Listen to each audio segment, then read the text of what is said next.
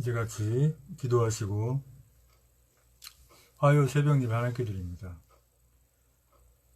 존귀하신 주님 감사합니다. 오늘도 여기 새벽 깨우셔서 주님을 찬송케 하시니 감사합니다.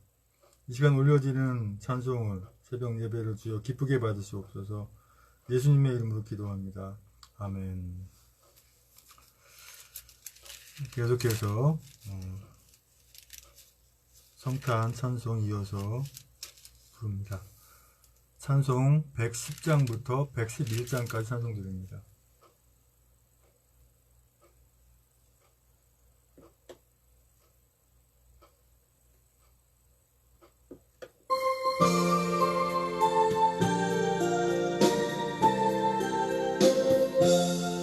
공중에는 노래, 하늘에는 무별, 어머니의 기도, 아기 우는 소리, 구유 안에는 예수 임금이시니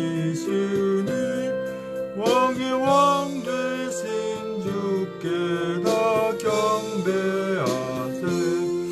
예수 탄생할 때 크게 기뻐함은 나신 어린 아기 왕이 되심일세. 구유 안에는 예수 임금이시니 왕의 왕 되신 주께 다 경배하세. 전군 천사들이 하늘 광채 속에 기쁜 장미할 때 전지 진동하네. 구유 안에는 예수 임금이시니 왕의 왕 되신 주께 다 경배하세. 아멘.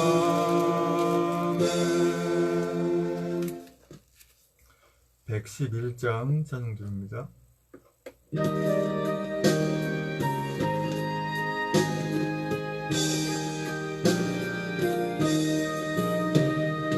귀중한 도배함을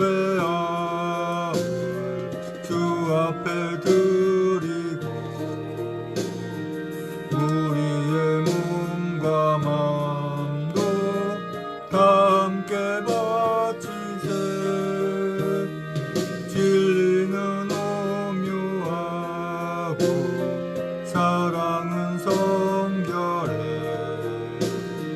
주께서 탄생하신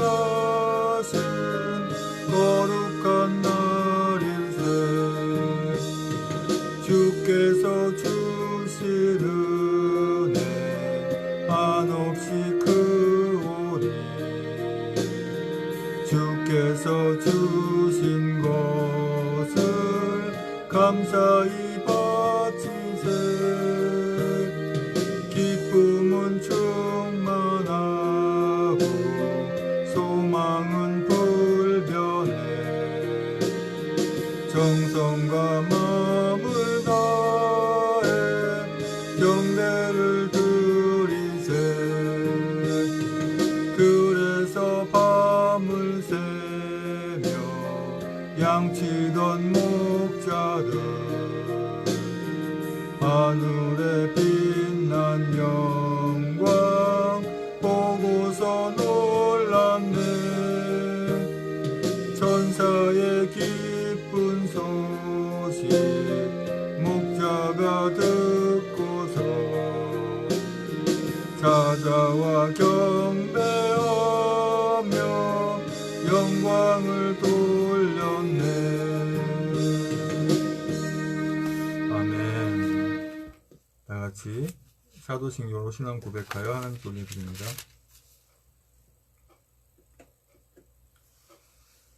전능하사 천지를 만드신 하나님 아버지를 내가 믿사오며 그 외아들 우리 주 예수 그리스도를 믿사오니 이는 성령으로 잉태하사 동정녀 마리아에게 나시고 본디오 빌라도에게 고난을 받으사 십자가에 못 박혀 죽으시고 장사한 지 사흘 만에 죽은 자 가운데 살아나시며 하늘에 오르사 전능하신 하늘편 앉아 계시다가 저희로서 산자와 죽은 자를 심판하러 오시리라. 성령을 믿사오며 거룩한 공예와 성도서를 통하는 것과 죄를 사하시는 것과 몸이 다시 사는 것과 영원히 사는 것을 믿사옵나이다. 아멘.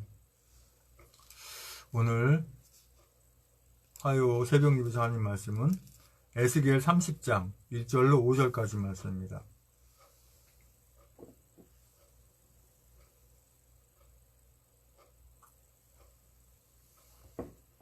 에스겔 30장 1절로 5절까지의 말씀. 제 성경으로는 구약성경 1196쪽에 있습니다. 저는 참고적으로 바뀌지 않은 성경, 개혁성경을 사용하고 있습니다. 에스겔 30장 1절로 5절까지 말씀. 잘하셨으면 같이 한 목소리 합독하십니다.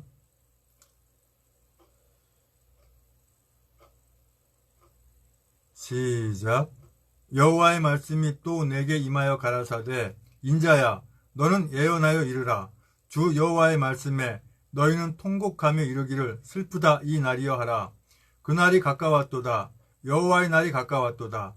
구름의 날일 것이요 열국의 때이리로다. 애굽의 칼이 임할 것이라. 애굽에서 살육당한 자들이 엎드러질 때에 구수에 심한 근심이 있을 것이며 애굽의 무리가 옹기우며 그 기지가 헐릴 것이요 구스와 붓과 룻과 모든 섞인 백성과 굽과 및 동맹한 땅의 백성들이 그들과 함께 칼에 엎드러지리라. 아멘.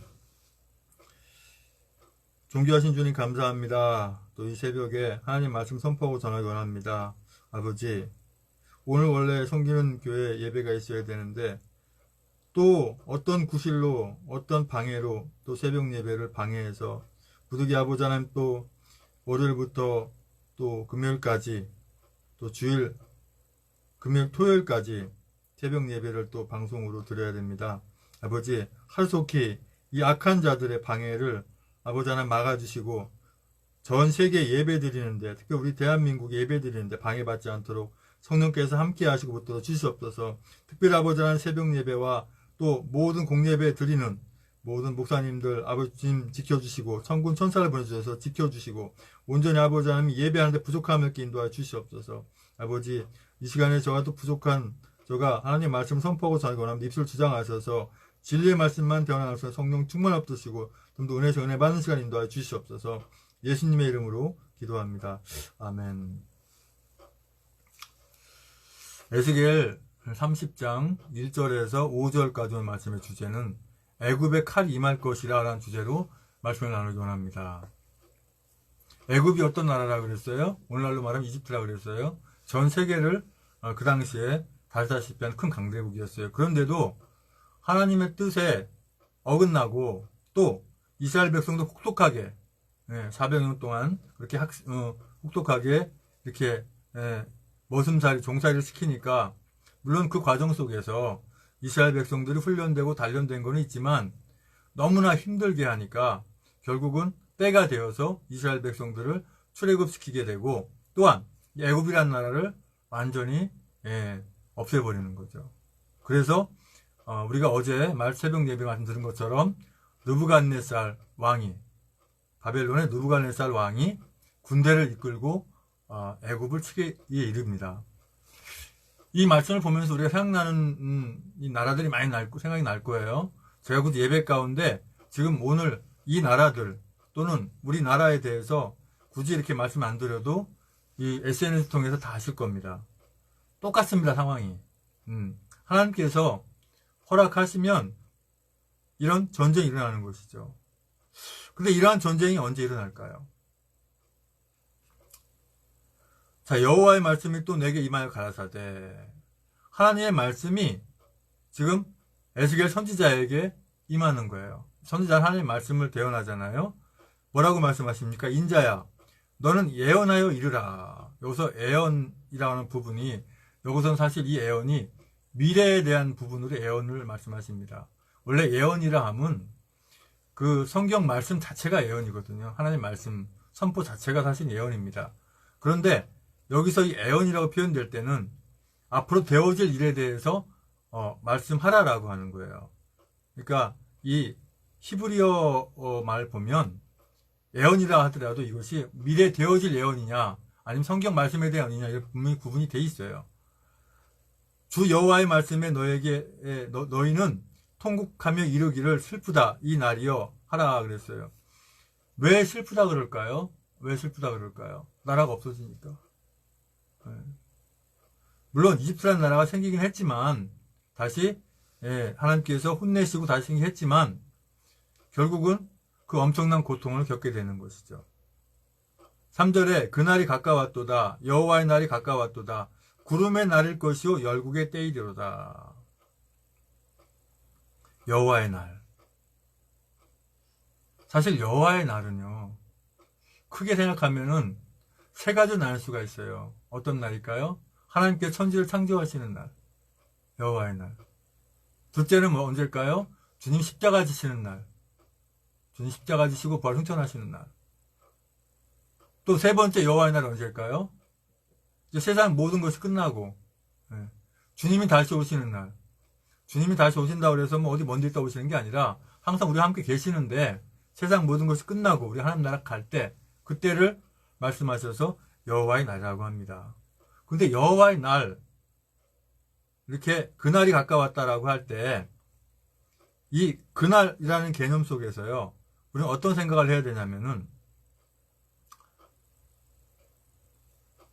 여호와의 날 그날 그러면 우리는 항상 깨어 있어야 된다는 마음을 가지고 있어야 돼요. 뭡니까? 주님이 지금 당장에 오신다라고 하고 그런 각오, 그런 마음, 그런 준비 깨어 있는 것이죠.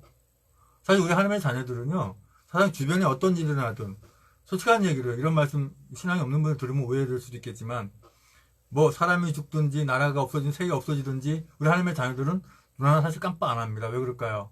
예배 하나님 나라가 있기 때문에 그래요. 다만 우리 하나님의 자녀들은 안타까워하는 부분이 뭐냐면 아직 주님을 만나지 못한 분들이 그런 상황을 접했을 때 주님 만날 수 있기를 놓치기 때문에 그래서 안타까워하고 같이 싸우는 거죠.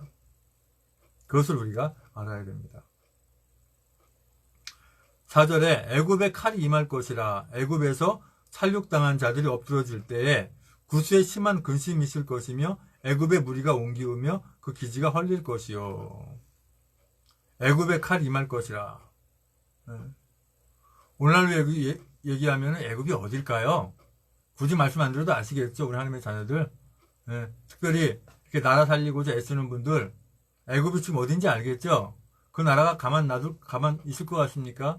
하나님께서 어떻게 해요? 칼이 임할 것이라. 애굽에서 살육당한 자들이 엎드러질 때에 구수에 심한 근심이 있을 것이며 애굽의 무리가 옮기오며 그 기지가 헐릴 것이요. 하나님의 자녀들을 힘들게 하고 하나님의 자녀들을 찾고 있는데 방해를 하거나 하는 그런 부분들에 대해서는 하나님께서는 강하게 이렇게 벌을 주시는 걸 알 수가 있어요. 어디 우리가 지금 전도 가능합니까? 전도하시는 분 계세요? 네? 마스크 죄다 쓰고 전도 가능합니까? 이 마스크 쓰게 하는 이 악한 것들 같은 무리들 아닙니까? 언제까지 마스크를 쓰게 만들까요?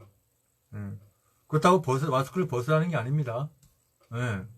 마스크를 벗을 수 있는 상황을 만들어야죠, 우리가. 하나님께서 주신 지혜대로 담대한 용기와 그 신앙으로 상황을 만들어야 돼요. 5절에 구스와 북과 룻과 모든 섞인 백성과 국가 및 동맹한 땅의 백성들이 그들과 함께 칼에 엎드러지리라. 지금 구스와 북과 룻 어떤 나라들을 얘기하는지 아시겠죠? 말씀 안 드려도 똑같이 다 칼에 엎드러지는 것입니다. 우리는 지금 우리에게 주어진 이 상황에서 우리에게 주어진 최선을 다해야 되는 거예요. 기도하면 돼. 기도하면서 주여 저 감에 있는 감나무에 걸려있는 저 감이 똑 떨어져갖고 제 입으로 들어가게 주시옵소서. 이건 기도가 아니죠. 기도는 어떤 기도입니까? 하나님, 제가 저 감을 따라가겠습니다. 저 감을 잘 딸 수 있게 해주십시오. 그래서 그 감을 따서 맛있게 먹게 해주십시오. 하고 내가 가서 감을 따야 되는 것이죠. 마찬가지 상황입니다. 나라가 힘들고 어려울 때, 세계가 위태할 때는 내가 행동으로 나서야지 기도만 하면 된다고 되는 거 결코 아닙니다. 물론 기도 외엔 다른 이유가 없어요. 기도하지 않고 이루어지는 건 없습니다. 기도하지만 행동이 수반돼야 되는 것입니다. 마치 6.25 때 전쟁 나면은 총 들고 싸웠죠. 그때는 뭐 목사고 뭐고 있습니까? 다 싸워야지. 예. 일제치할 때도 마찬가지죠. 예. 나라 지키려니까 별 저기를 다 하게 되는 것이죠. 그것처럼 지금 상황에도 우리 하나님의 자녀들 기도해야 돼. 물론 기도해야 됩니다. 하지만 행동해야 돼요. 예. 항상 제가 강조하는 게 그거잖아요. 행하면 없는 믿음이 죽은 믿음이듯 행하지 않는 기도는 죽은 기도고, 행하지 않는 예배도 역시 죽은 예배고, 행하지 않는 전도도 역시 죽은 전도고, 행하지 않는 구국도 역시 죽은 구국입니다. 그래서 행하면서 기도하고 나가야 되는 거예요. 하나님께서 우리에게 말씀하시는 건 뭐예요? 과거에 잘못된 것을 자복하고 회개하고 주 앞에 돌아와라. 이거 부분인데 이 잘못되어 가고 있는 부분들을 가만 놔도 되겠냐고 하는 거예요. 오늘 말씀의 주제라고 뭐라고 했습니까? 애굽의 칼이 임할 것이라. 하나님의 말씀은 절대 변하지 않아요. 예. 제가 섬기는 교회 목사님한테 은혜 받은 말씀이 처음에 딱 말씀하실 때 그러시더라고요. 변하지 않는 것 세 가지가 있는데, 첫째는 하나님이 안 변하시고, 둘째는 하나님 말씀이 안 변하시고, 하나님의 나라가 안 변하시고, 거기에 제가 딱 저도 은혜를 받았어요. 예. 이 하나님의 말씀은요, 이 선포되면 절대 이것은 변하지 않습니다. 애굽이 망한다, 애굽의 칼에 임한다, 그러면 분명히 임해요. 분명히 임했잖아요. 말씀 보시면. 그래서 애굽이 없어지죠. 누구에 의해서? 바벨론 왕 느부갓네살에 의해서. 느부갓네살 왕만 의해서 그렇습니까? 느부갓네살 왕을 따르는 모든 군병들을 통해서 하나님께서 그렇게 할 수 있도록 허락하셨기 때문에 우리가 이제는 느부갓네살 왕의 군대가 되는 거거든요. 사실은. 그래서 싸워 이겨야 되는 거예요. 어떻게 싸워 이길까요? 각자 주어진 역할들이 있어요. 그 역할을 충실히 하는 거예요. 하나님께 주신 맡긴 달란트를 그대로 잘 해나가는 거예요. 이래서 안 되고 저래서 안 되고가 아니라 그 상황에 맞게끔, 그 상황 논리에 맞게끔 주어진 역할을 감당하는 거예요. 군인은 군인대로, 경찰은 경찰대로, 공무원은 공무원대로. 그렇죠? 네. 또 목회자는 목회자대로, 정치인은 정치인대로. 네. 그 주어진 역할들이 있어요. 하나님께 허락하신 역할. 그걸 하면 되는 거예요.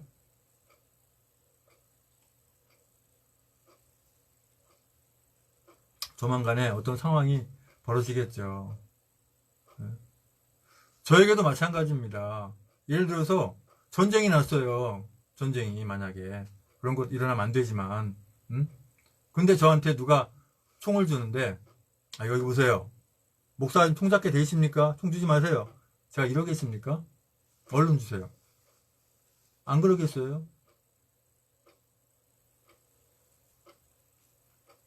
곧 애굽에 칼이 임합니다.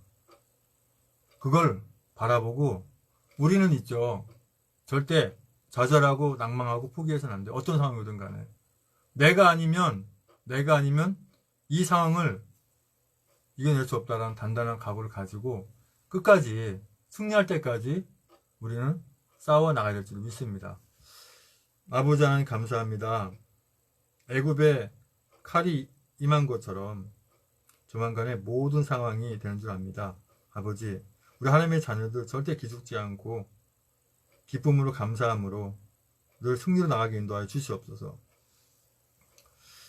이제는 우리의 모든 죄와 허물을 다 덮으시기 위해서 그 고통의 십자가에 모든 문과 벌레가 쏟기까지 아픔을 참으시고 그 십자가에 죽으시고 부활하시고 다시 오시는 교회의 모든 우주 예수 그리스도 은혜와 아버지의 크신 사랑과 성령의 충만해 주옵시하심이 이제 우리가 주는 은혜 가운데 사랑 가운데 애굽의 칼이 임할 것이라고 하나님의 그 말씀대로 오늘날도 그대로 이루어질 것을 믿고 우리에게 맡겨진 그 달란트를 담대하게 해나가겠다고 다짐하는 우리 전 세계 귀한 우리 하나님의 자녀들의 머리 위에와 아직은 주님을 몰라서 방황하지만 곧 주님을 만날 예비 하나님의 자녀들의 머리 위에 주님의 십자가의 사랑과 부활의 사랑과 하나님 나라 바라보는 소망의 사랑이 이제부터 영원토록 함께 있을 지어다.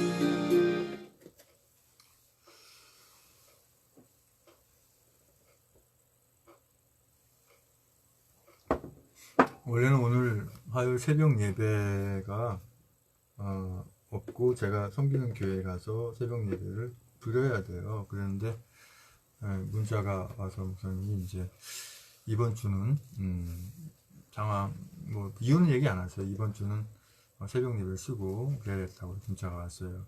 그래서 제가 딱 보고 오늘 또 방해를 시작하는구나. 참 안타깝죠. 네. 빨리 이런 상황을 모면하려면 우리가 우리의 주어진 여건 최선을 다해야 돼요. 그래서 이겨내야 됩니다. 지금 이 전 세계 이런 상황이라든가 대한민국의 상황들을 빨리 이겨내야 돼요. 이제 합심해서 기도하시겠습니다. 받은 말씀 가지고 기도하시고 자유스럽게 기도하십니다.